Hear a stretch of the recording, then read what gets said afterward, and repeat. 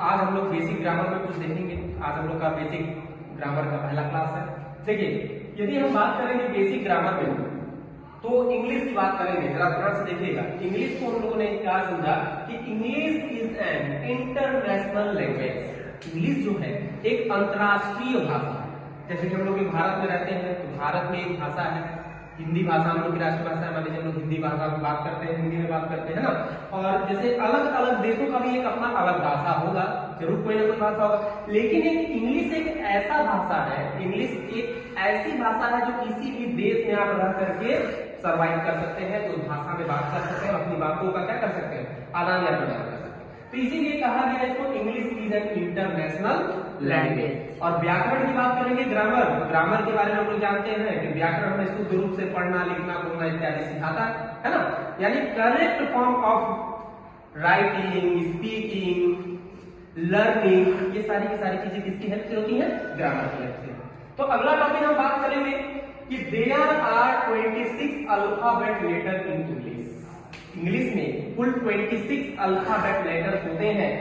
A B C D E F G H I J K L M N O P Q R S T U V W X Y Z। चलो देखिए, दुनिया का बड़ा से बड़ा letter, बड़ा से बड़ा शब्द, बड़ा से बड़ा जो है वर्ड हम लोग इन्हीं 26 अक्षरों से ही मिलकर के बना सकते हैं, मिला करके बना सकते हैं, चाहे किसी भी देश का वो इंग्लिश हो। इन 26 अल्फाबेट लेटर से ही मिलके बड़े से बड़ा वर्ड और छोटे से छोटा वर्ड का फॉर्मेशन होता है। यदि हम बात करेंगे अल्फाबेट लेटर्स की, तो अल्फाबेट लेटर को दो पार्ट में डिवाइड किया गया। पहला पार्ट इसका वॉवेल है जो 5 है, और दूसरा है कॉन्सोनेंट जो 21 है। यदि हम बात करेंगे वॉवेल्स की, तो A E I O U, जरा ध्यान से, हर क्लास के लिए जरूरी है। वॉवेल जो होता है वो 5 होते हैं। कौन कौन से? A E I O U। इन पांचों को छोड़ करके जो अलग अक्षर होते हैं, जो लेटर्स होते हैं, उन्हीं को कॉन्सोनेंट कहा जाता है। जैसे B C D F G H J K L M N P Q R S T B W X Y Z, यानी 21 कॉन्सोनेंट्स होते हैं और 5 अल्फा क्या बोलते हैं, वॉवेल्स होते हैं। अब यदि हम लोगों ने अक्षर को समझ लिया, यानी लेटर्स को समझ लिया, तो अब कई सारे लेटर्स को जब ऐड करते हैं, मिलाते हैं उसको, तो एक वर्ड का फॉर्मेशन होता है। तो अगला टॉपिक हमारा क्या है, वर्ड है। यहाँ पे कहा गया ए ग्रुप ऑफ लेटर्स, क्या कहा गया, group of letters make word. जरा गौर से देखिएगा, इसमें क्या कह रहा है यहाँ पे भी, A P P L E. अभी तक ये सारे के सारे अक्षर अलग अलग है, जरा ध्यान से देखिएगा, A P P L E के बीच में सब प्लस लगा है।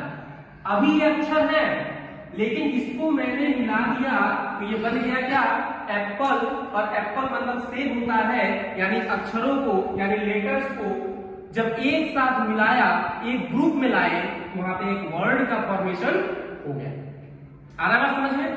सो अगला जो हम लोगों ने वर्ड पढ़ा, तो अगला टॉपिक हमारा है सेंटेंस। कि जैसे कि लेटर्स को मिला करके हमने वर्ड का फॉर्मेशन किया, अब उसी तरीके से वर्ड को, कई सारे वर्ड को जब एक साथ मिलाते हैं, वहां पे एक सेंटेंस का फॉर्मेशन होता है।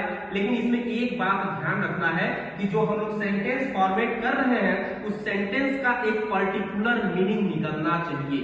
यानी सेंटेंस को क्या कह सकते हैं, a group of words, a group of words which makes a complete sense. जरा ध्यान से देखिएगा क्या कह रहा है, ए ग्रुप ऑफ वर्ड्स। यहां देखिए, ग्रुप ऑफ वर्ड्स, जरा ध्यान से देखिए कितने सारे वर्ड्स हमने ले लिया। एक वर्ड्स का क्या है, एक ग्रुप है, विच मेक्स ए कंप्लीट सेंस, जिसका पूर्णतः मतलब पूरा पूरा उसका मतलब निकलना चाहिए, उसी को हम लोग क्या कहते हैं, सेंटेंस कहते हैं। यानी a group of word which makes a complete sense is not